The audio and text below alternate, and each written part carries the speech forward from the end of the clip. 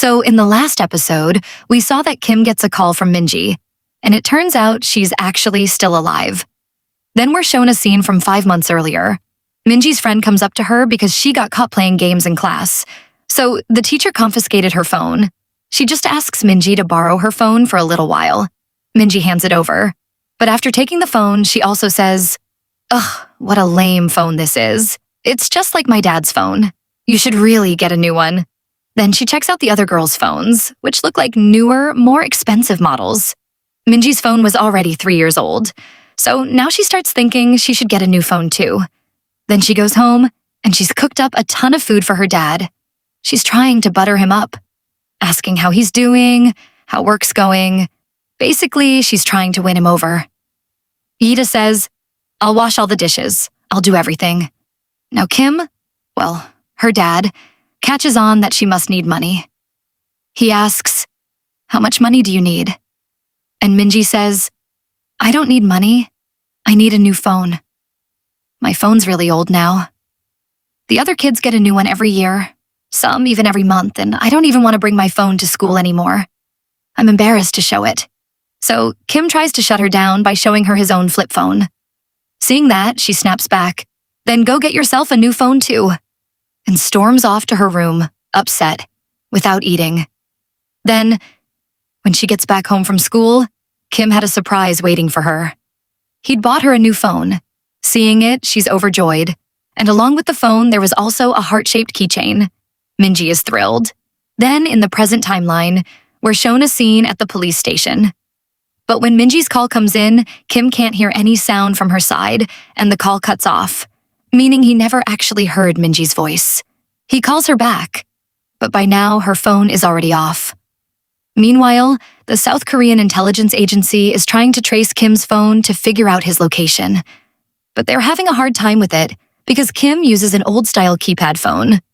Then they find out that a background check was run on someone with the codename 66 at the Hwasun police station, meaning that's when the police officer was checking Kim's fingerprints. Hearing this, the intelligence agency head, Cho, tells them to head to that police station to look into it. Meanwhile, Kim is leaving the police station and heading somewhere. Along the way, he keeps trying to call Minji, but the call still won't go through. In the meantime, we see Kim's colleague, Song. She gets a call from someone and immediately rushes off from there. Watching her, it seems like there's some separate storyline going on with her too. And that's where the laundry shop owner, Mr. Lim. Something was off with him too, because he also gets a call from someone, and he had a gun on him as well. Meaning, everyone here turns out to be a bigger player than they seem, and everyone's got some secret. On the other side, Yuri's condition had gotten so bad that forget going to school, she wasn't even coming out of her room, because Kim had beaten up her thug friend badly right in front of her. But she couldn't tell anyone about it either. She'd even asked her dad about Kim, like, what does he even do? And when her dad asked, "Why are you asking?" she brushed it off by saying, "I just wanted to know." Yuri's dad could tell she was troubled about something. So he tells his head secretary, Nam, to look into Yuri. Nam checks Yuri's social media account, and that's where he finds the chat between Yuri and that thug, where Yuri was telling him to teach Minji a lesson. He also notices that in every photo with that guy, Yuri looks troubled. Meanwhile, that agent, 66, whose real name was Gangsong, breaks into Kim's house. There's no one home at the time. That's when he finds Minji's school ID card there. But then, as he's heading back out, Jin is already there, waiting to greet him. Just as the agent fires a shot at him, Jin manages to save himself using a frying pan.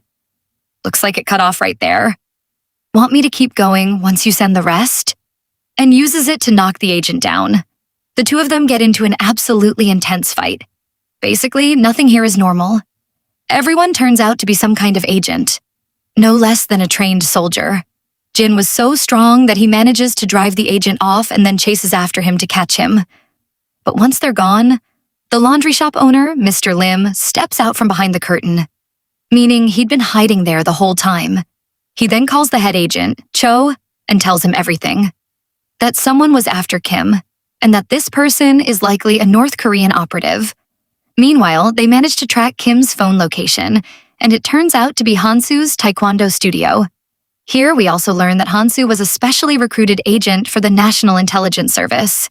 He'd been sent on a secret mission to North Korea along with Kim and Jin, meaning all three of them used to be secret agents. But right now, they're all living normal lives. Except now, they're about to be pulled back into trouble. Just then, Kim shows up at Hansu's place and asks to use their bunker. By now, he'd realized he was heading into serious trouble. The intelligence agency would inevitably track him down. So he needed to get rid of his phone. And on top of that, he was worried about Minji. He tells Hansu about her too. So now he's got two problems on his hands. He needs to figure out what to do.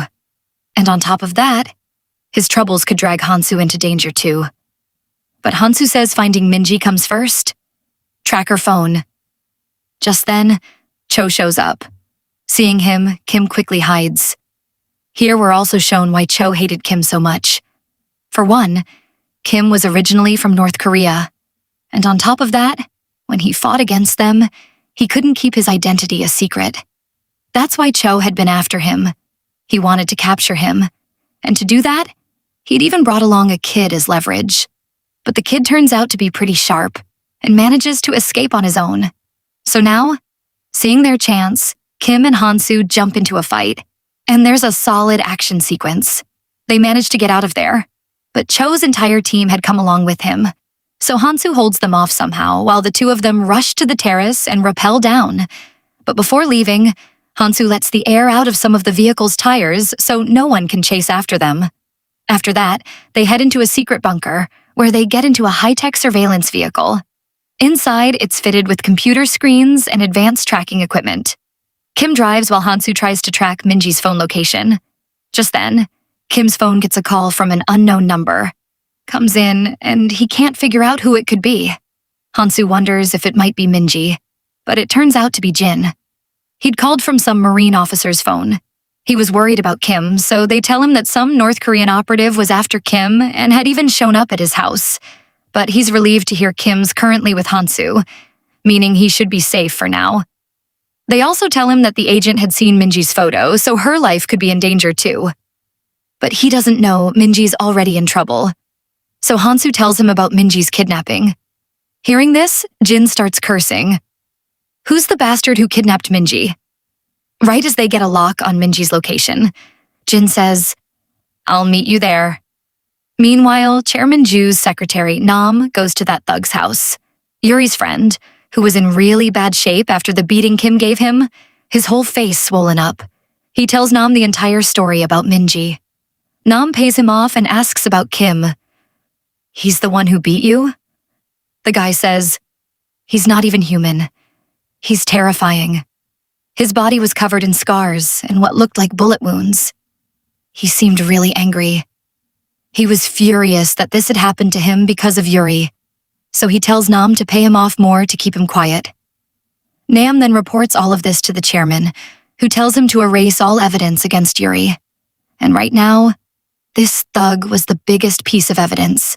So he deals with him first and wipes out all the proof, like nothing ever happened. As for the money he was asking for, well, he's no longer even around to collect it. Meanwhile, Agent 66, Gang Song, had found out which school Minji goes to, so he heads there to look for her. There, he sees some boys bullying another kid, demanding money from him. He asks them about Minji, but they snap at him. "Get lost, we're busy." He starts to walk away quietly, but the kid getting beaten up suddenly says, "I know her. She's in my class." Hearing this, he stops. The other boys then try to mess with him, but for them, one punch each is enough. They all go down in a single hit. The kid tells him Minji's been suspended and he doesn't have her number, but there's a friend of hers, Heron, who has a Find Friends app on her phone that could help track Minji down. Meanwhile, Kim, colleague, Song, had come to Minji's school. She was questioning Minji's homeroom teacher about Minji and Mr. Kim, but not finding out anything useful. She leaves. Meanwhile, Gangsong also approaches Heron. She was in the school's medical room, and he threatens her into using that app to track down Minji. We also learned that Song and the laundry shop owner, Mr. Lim, were both NIS agents, and both of them were tracking Kim. Song had figured out by now that Kim was currently running around worried because of Minji. Just then, they spot Gang Song walking out, but Lim doesn't recognize him. Meanwhile, Chairman Ju meets with Assemblyman Kang regarding a trade deal between South and North Korea. The Assemblyman assures him that once the meeting's done, their project will move forward. But he says it's hard for him to make the call alone, since he'll need to convince the other Assemblymen too, meaning he needs more funds. So Ju says, "I'll provide more funding, and if they still won't agree, just hand over their list. I'll take care of it." Stepping out from there, his secretary informs him that Kim is out looking for Minji, but they still haven't been able to locate him. Meanwhile, Kim and Hansu arrive at Minji's location, but it turns out to be the hideout of a big gang of thugs. That was a gang hideout. One thug starts acting tough. "Who are you guys? How'd you just barge in like that?" But Kim wipes the floor with him, literally yanking his hair out. Then he asks the rest of them about Minji, her classroom, school, phone, the keychain, everything. The guy then takes him upstairs to his boss. Meanwhile, Hansu handles the thugs downstairs. Once upstairs, Kim finds an illegal scam operation running. Guys posing as girls online to lure people in and then asking for money under the pretense of meeting up. There, Kim runs into another guy who's acting all high and mighty, so he gives him the same treatment. Then his eyes land on Minji's phone, her keychain visible sticking out of the boss's pocket. The moment he sees it, Kim's rage explodes, and he starts beating everyone there one by one. Meanwhile, downstairs, Hansu had already cleared the entire room out. After taking everyone down, Kim asks the boss about Minji's phone. "Where'd you get this?" The guy looks at Minji's photo and starts laughing, saying, "Oh, isn't this the one I slept with last night?" Hearing his filthy talk, his disgusting behavior, Kim's blood boils, and he beats him mercilessly. So much. After a beating like that, anyone would be terrified. He spills everything. He says he never actually met Minji. He explains that he got Minji's phone from a homeless man at Hwasun Station, meaning these guys used to take people's phones to get girls' photos for their scam operation, and that's how Minji's phone accidentally ended up calling Kim. He mentions that in her call history, there was only her dad's name, meaning she had no friends. But there was one call from her friend Heron. Kim remembers this is the same friend whose number Minji had given him. The boss also shows them Heron's chats, and it becomes clear that Heron was only using Minji for her own benefit, asking her for money. Seeing all this, Kim recalls how he kept telling Minji to go out with her friends. But how could she, when she didn't even have any? And even in the incident with Yuri, he hadn't taken his own daughter's side. And now, when Minji needed him the most, he wasn't there for her. Realizing just how alone his daughter had been, he feels terrible. Then, just as he and Hansu are about to leave, Agent 66 shows up, Trey Shi, and points the gun straight at Kim. Then we're shown a flashback scene from 2006, when Kim first met a South Korean soldier who hinted at him switching sides, meaning turning against his own country, North Korea, and fighting for their side instead. To test his abilities, they had him fight Jin, and that's the day Kim and Jin first came face to face. Jin challenges him, saying, "If you want to stay alive, you'd better put everything you've got into trying to kill me." But Kim had no will to live at that point. He was just honoring a promise he'd made to a friend. And here we learn something else too. Kim first gives his code name as 73, but then says 66, meaning maybe he isn't actually 66. That's who Gangdong came here to find, which means the real story here is something else entirely. And that's where this episode ends. So, we'll catch up in the next episode.